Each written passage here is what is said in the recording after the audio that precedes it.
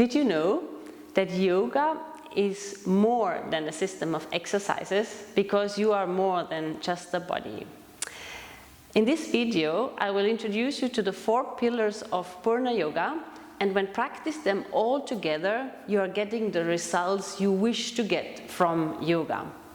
This is the reason why the founder of Purna Yoga decided that we need to integrate all aspects of our being into our practice.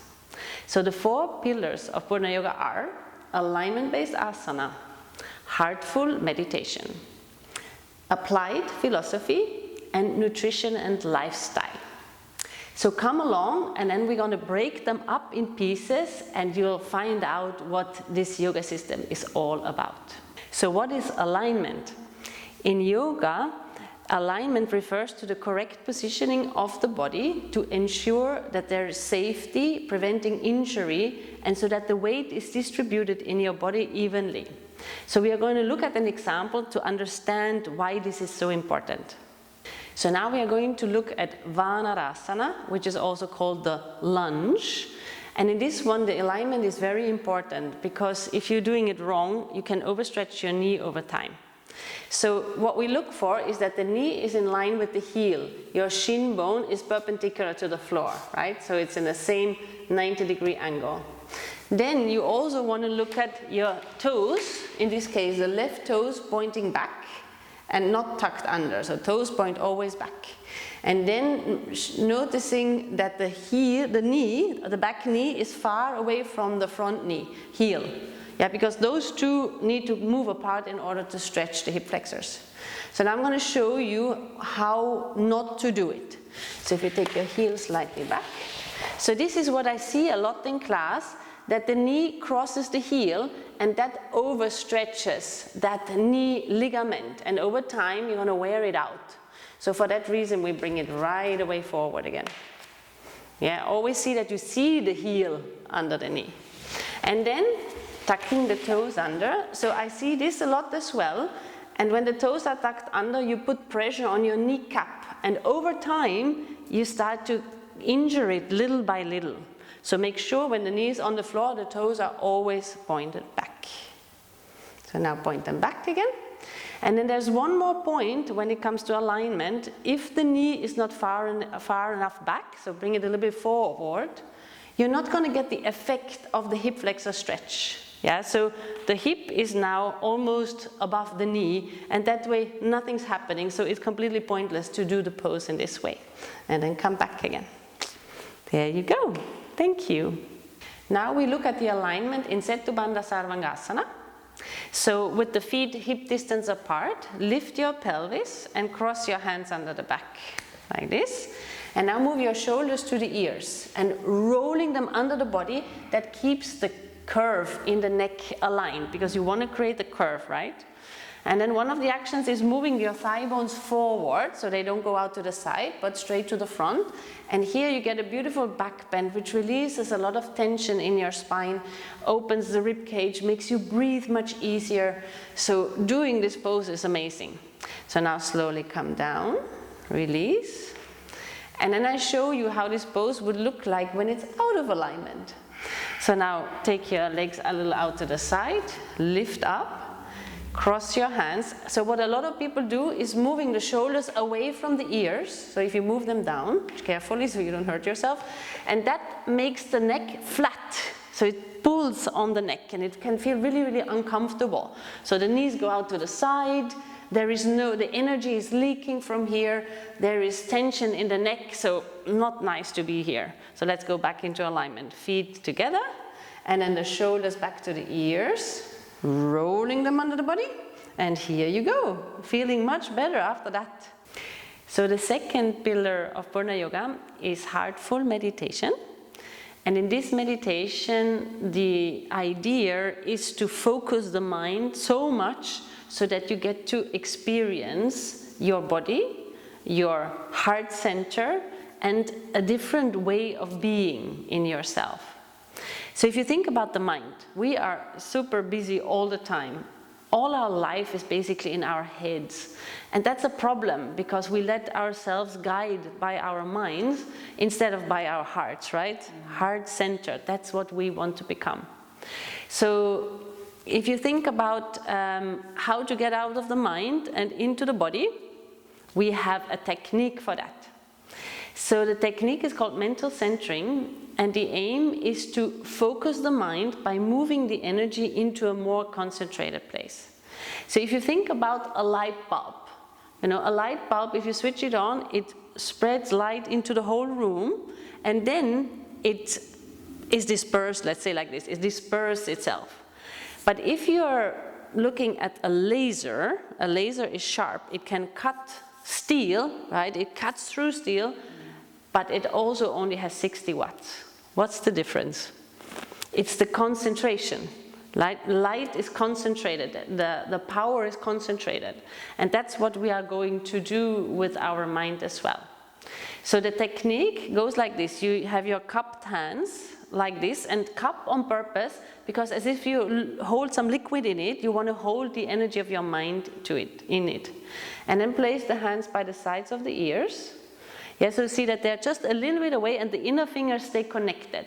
The fingertips point towards the ceiling. And then you can still keep your eyes open for now, moving your hands towards each other to collect the mind. Keep the hands very close to the body, and then taking it down into the heart. Yeah, so this is one meditation snack to bring that mind, that focus into your body, so you get to feel yourself a little bit more. So now we're going to practice this. So join us. We're going to close the eyes. Take a deep breath. Exhale completely.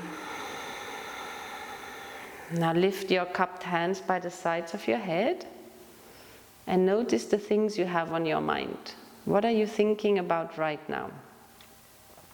Hold that thought. Inhale. With your exhalation, move your hands towards each other. Imagine you bring that thought into your palms. Inhale. With an exhalation, move your mind down into the heart center. And then repeat. Inhaling, lift your hands again. Again, notice. Instead of not thinking, notice what you are thinking about. Inhaling. As you exhale, center. Move your hands, always keep the palms facing each other. Inhale, and down on the exhalation. And one more time. Inhaling and lift. Exhaling, center. Gather more of your thoughts, bring them into focus. Inhaling and down with your exhalation. Feel for a moment and then release your hands and open the eyes. So how did it feel, Natasha?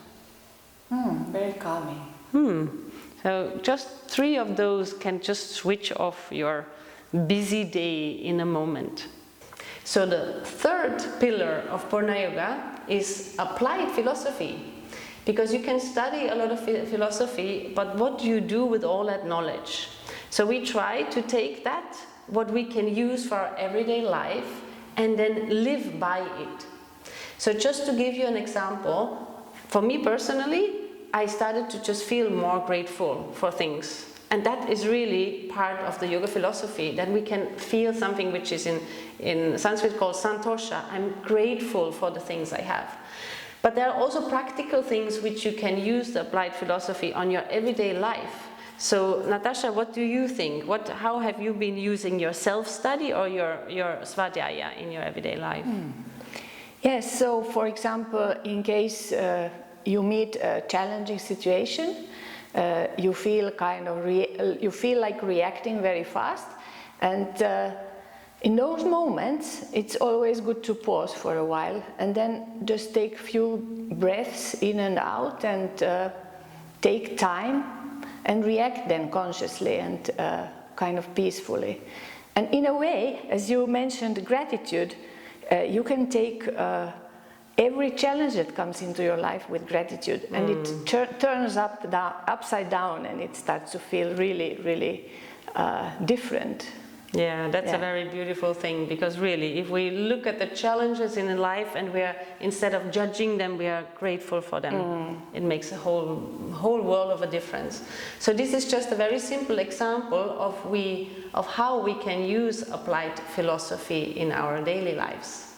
The fourth pillar of Purna Yoga is nutrition and lifestyle, because it really matters what we or how we live in our everyday lives, not just when we come to a yoga class.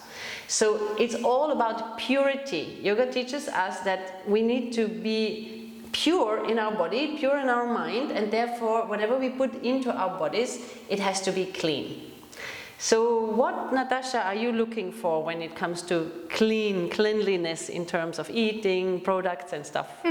Yes, I prefer to buy organically grown food. I even grow a little bit of food myself in my garden, and I actually prefer to make my own food, so I avoid processed food, and what I put on my skin is also quite natural and biological. Yeah, so I think when we think about that, we have to make really different choices, because our lives is full of chemicals. We are constantly bombarded by them, right? And it's a lot of work. Like this whole, becoming more healthy takes work. We have to just go and read labels, have to read the little prints and say like, okay, this is good for me and this is not good for me. Most of all, what we also need to look for is hydration, right? We often lack enough hydration. That makes the muscles weak, that makes the brain foggy. So whenever you drink, make sure that you put something into your water, like a piece of lemon, a cucumber, something which your body will recognize as food, and that way you hydrate. So there are many, many more things we could talk about now, right? Exactly, but yes. Those are the rule of thumb. Start with clean food and then hydration. Thank you for tuning in today. Remember that everything is a process. So all of these 4 pillars we talked about, go with them step by step, little by little. As you keep practicing, it will become easier. Be kind and patient with yourself. If you want to know more about Purna Yoga, watch the videos which I have on my channel, and then please comment and tell me how you feel about the pillars, how your own lifestyle look like, and what you would like to improve in your life. I see you in the next video.